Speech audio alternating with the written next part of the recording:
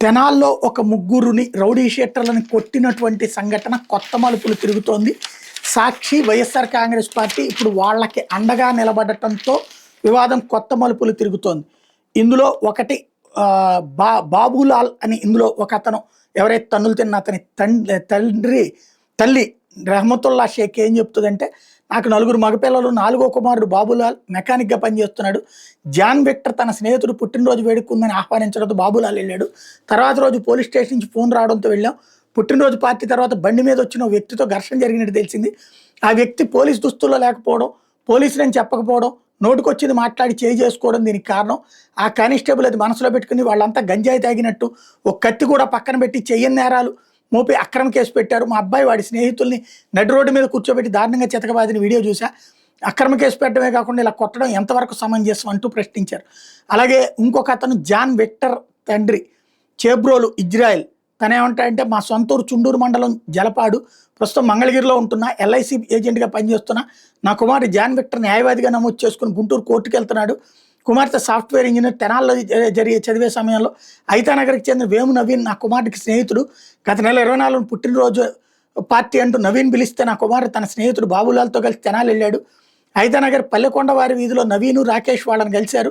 రాత్రి 9:30 గంటల సమయంలో అక్కడికి వచ్చిన 3 టౌన్ పోలీస్ కానిస్టేబుల్ కన్నా చిరంజీవి, గంజాయి అమ్ముతున్నారు కదా, మామూలు ఇవ్వండి, సిఐ అడిగి రమ్మన్నారని చెప్పారు.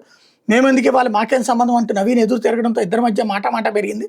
అడ్డుకోవడానికి ప్రయత్నించి నా బిడ్డ మీద కానిస్టేబుల్ దౌర్జన్యం చేశాడు. తెల్లవారుజామున 1 టౌన్ కానిస్టేబుల్ రమేష్ నాయక్తో కలిసి చిరంజీవి మా ఇంటికి కారులో వచ్చాడు. సిఐ రమ్మన్నారని నా కుమారుని తీసుకెళ్లారు. మర్నాడు నేను నా భార్య స్టేషన్కి వెళ్ళినా మా బిడ్డను చూపించలేదు. తర్వాత 3 రోజులకి అరెస్ట్ చేశారని తెలిసింది. 3 టౌన్ కానిస్టేబుల్ చిరంజీవి మీద హత్యాయత్నం చేశారంటూ కేసు పెట్టారు. ఇలా నడి రోడ్డు మీద ప్రజల సమక్షంలో దారుణంగా హింసించిన విషయం వైరల్ అయిన వీడియోతోనే తెలిసింది. మా గుండెలు బద్దలయ్యే ఇదేం ఘోరం, పోలీసు అధికారులు ఇంత క్రూరంగా వ్యవహరిస్తారా? సభ్య సమాజంలో ఇలా ఎక్కడైనా జరుగుతుందా? మేము దళితులమైనందుకే కదా ఇంత దారుణాన్ని కొడిగట్టారు. రకరకాల కేసులు ఉన్న ఇతర వర్గాలకు చెందిన వాళ్ళని ఏనాడైనా ఇలా శిక్షించారా? మా బిడ్డకు జరిగిన అన్యాయాన్ని ఎట్టి పరిస్థితుల్లోనూ ఉపేక్షించాం. దీని మీద పోలీస్ స్టేషన్లో ఫిర్యాదు చేస్తాం, తీసుకోకుండా కోర్టును ఆశ్రయిస్తాం. ఇప్పటికే మానవ హక్కుల కమిషన్ ఫిర్యాదు చేశామని చెప్పారు. మరో బాబులాల్ సోదరుడు సాంబశివరావు చెప్పేదని, నా తమ్ముడు ఎలాంటి తప్పు చేయలేదు, అక్రమ కేసులు ఎరికించి గొడ్డును బాధినట్టు బాధారా, కానిస్టేబుల్ తాను పోలీసులని చెప్పలేదు, పోలీసు మీదకి వెళ్ళారంటే అక్రమ కేసు బనాయించారు, దారుణమైన నేరాలు చేసిన వాళ్ళని కూడా ఇలా చిత్రహింసలకు గురి చేయలేదు, దీని మీద సమగ్ర విచారణ జరిపి న్యాయం చేయాలని. అలాగే ఇందులో మరొక అతను కానిస్టేబుల్ బ్యాంక్ ఖాతా పరిశీలించాలంటూ రాజకేష్ తండ్రి దోమ వాసు అడుగుతున్నారు. నేను పెయింటింగ్ మేస్త్రిగా పనిచేస్తున్నా, మా అమ్మాయి బీటెక్ చేసింది, కుమారుడు దోమ రాకేష్ డిప్లొమా ఇన్ ఎలక్ట్రికల్ చేస్తున్నాడు, 5 ఏళ్లుగా హైదరాబాద్లో ఉంటున్నాడు. గతంలో యాక్సిడెంట్లో గాయపడటంతో కుడికాలు కుడి చేతిలో రాడ్ వేశారు. గత నెలలో ఇక్కడికి వచ్చాడు. ఏప్రిల్ 24 రాత్రి స్నేహితులను కలిసేందుకు ఐతానగర్ పల్లెకొండ వారి వీధికి వెళ్ళాడు. రాత్రి 9:30 గంటల ప్రాంతంలో 3 టౌన్ కానిస్టేబుల్ చిరంజీవి వాళ్ళ దగ్గరికి వెళ్ళాడు.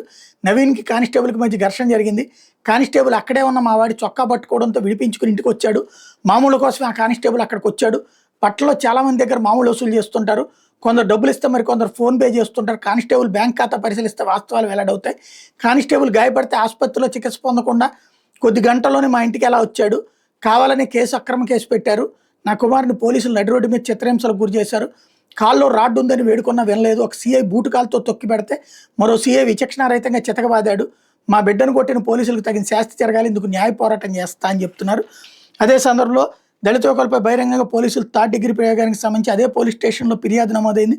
పోలీసులు హింసించిన యువకుల్లో ఒకరైన చేబ్రోలు జాన్ విక్టర్కి సోదరుడైన చుండూరు మండల అలపాడు గ్రామ sarpanch Chebrolu Bodiya, association of integrated Christian council వ్యవస్థాపాధ్యక్షుడు జాన్ బిన్నిలింగంతో కలిసి మంగళవారం రాత్రి పోలీసులకు ఫిర్యాదు అందజేశారు.